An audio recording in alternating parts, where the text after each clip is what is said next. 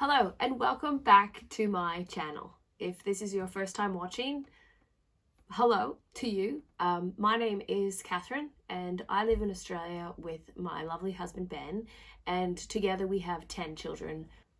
What my aim really in life is to live a simple, happy, stress-free life. So the other night someone asked me, how do you declutter your mind? And I'm like, oh, I don't really feel like I'm a total expert on this because I'm still a work in progress. I think if you have a habit or things in life that led you to feeling anxious and worried, it isn't just a magical pill that you take and you're never worried again. You never have any anxiety or concerns.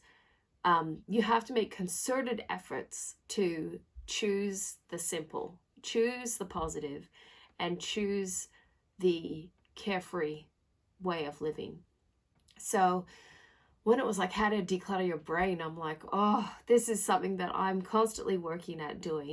But I do feel that I have a few ideas and tips that I can share that maybe will help others with how to declutter their mind. So a previous video that I did, I shared about brain dumping, I think I did. But the basic idea of the brain dumping is if your brain feels like it has 100 tabs open, or you've put the car in to drive and you are pressing the accelerator and you are going nowhere, your wheels are spinning but nothing's happening, brain dumping is a really good way of starting to clear that mental pressure that you have, that's really sort of making you feel like you're not getting any traction.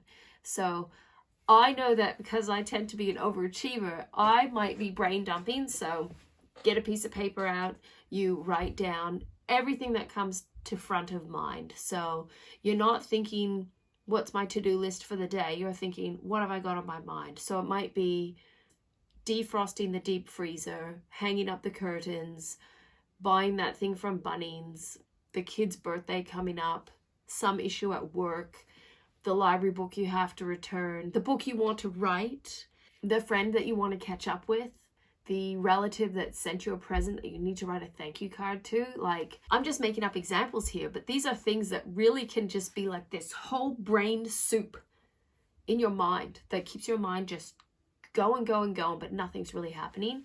So I find, because I'm an overachiever, I might be brain dumping all these ideas down, but then it's like I'm trying to organize them on the paper. I'm trying to work out, okay, when am I going to write that card to Auntie Mary? Oh, do I even have cards? Where are my cards? I need to go buy a card. Should I make a card? Should I buy a card from my friend? My friend makes cards. Maybe I could buy it. No, this isn't a time to kind of work out how you're going to execute all these things. It's just getting the things out and onto the paper. Now, some people, I think, feel that just communicating with another person, spitballing ideas is really great. But I find that being on your own, piece of paper, writing the things down is actually more beneficial, because then it's kind of like the physical act of putting it on the paper sort of helps relieve a lot of the pressure. If I'm getting too distracted, I might start putting a little symbol next to things, like a star if it's actually really important, or some other symbol if I know it might take 1 or 2 minutes to achieve. Or I might put a number order, like I really need to do this thing first. So I can do a whole nother video on how to actually execute the things that you will put on your list. But for now, it's just more of a, how do we begin decluttering the brain? So with decluttering your mind, you might want to ask yourself a question. What is my end goal? So the end goal might be, I don't want to be anxious anymore, or I don't want to be on medication anymore, or I want to move house, or I want to change something in my life. I want to have a simple life. I want to become a minimalist. It might be whatever, right? For me, it's, I want a simple, stress-free life. That's my goal. I want a happy, fulfilling life. You get one shot at life. So I want to actually do it well. But it isn't just a matter of clicking your fingers and making it happen. You have to be proactive to make this kind of stuff happen. yeah, in the beginning, it might be a good idea to ask yourself the question, what's my end goal? What would I like? Think about that. Do your brain dump, just writing everything that comes to front of mind, maybe putting little symbols next to things, and just letting it flow. Don't worry about how pretty the paper is, or if your pen looks great, doesn't smudge. I'm left-handed, so a lot of pens smudge. Don't worry too much about spelling mistakes. As long as it's fairly legible by the time you're done, that would be good. Now, because I've been working quite hard at making sure that my brain doesn't get really clogged up like it used to all the time, I work out at what might trigger me to get too in my head, too like dwelling on things that normally I wouldn't focus on too much. I work out the ways that I'm triggered, and I try to make deliberate moves to make sure that that doesn't happen again. So it's kind of like each time I'm triggered, I'm hoping that I'm improving slightly and I'm not going to regress straight back to clogging the brain up. One way that I think a lot of people can clog their brain up is too much time on social media, in particular, Facebook. It's true. So maybe if you get up in the morning and your very first thing that you do is jump straight onto Facebook, and then during the day, if you only have tiny snippets of time to go onto Facebook, your brain might just be trying to make its own YouTube clip of Facebook. So you've got all these little micro film clips, things that you've read, which is just other people's brain fodder. And you're trying to like connect them all together. So it can get confusing where you're like, is that person pregnant? Did they have their baby? What did they have? And you're starting to dwell, unbeknownst to you, on other people's information that they've shared, which we all know is only but a small fraction of their lives. So one suggestion I have is limiting yourself to when you go on things like Facebook. Maybe the first hour that you're awake, don't go on Facebook. Or maybe the times during the day where you find you're a little bit too busy, but you can grab a couple minutes to go and check something out, don't go on Facebook. I really think it's one of those things of taking your thoughts captive, which leads me to something I never used to do, but I turn my phone off. I turn it off.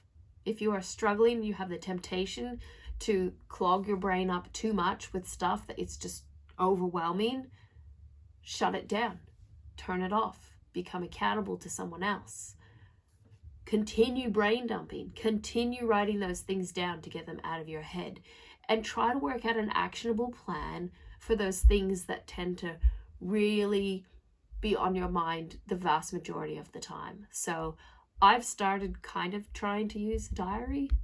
I'm not awesome at it, but I find that that already helps, because like today, I had to do food shopping.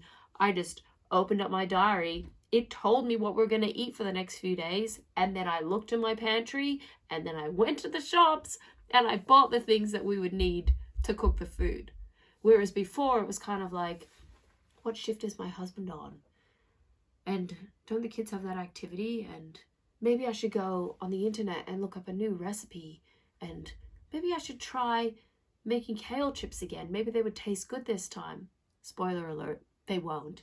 I find that previously I would get so into that now writing down the menu plan and letting the diary just tell me what the meal is relieves a lot of pressure there. So I don't know if all this makes any sense to you or helps you at all. I do hope it helps you see that I'm not absolutely there yet, but I do find the benefits of limiting my amount of time that I'm spending finding out about other people's lives, brain dumping and writing things down, then talking to other people to make actionable plans for the things that I want to do, really do help me declutter my mind and relieve a lot of pressure, because I'm trying to make all my decisions ahead of time as much as possible to just make it simple so that it can happen, rather than every new day comes and it's like, all right, I really need to mix it up. I didn't walk on Tuesday, so now I need a totally new walking plan.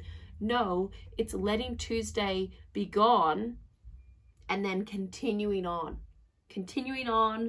with doing what you need to do. And I hope that you will stick around and subscribe. But I do hope that I can continue sharing my life with you, because we're all just a bunch of regular people. We all should just be trying to live regular lives. That's all I've got for you today. So take care, and I will talk to you very soon. All right, bye.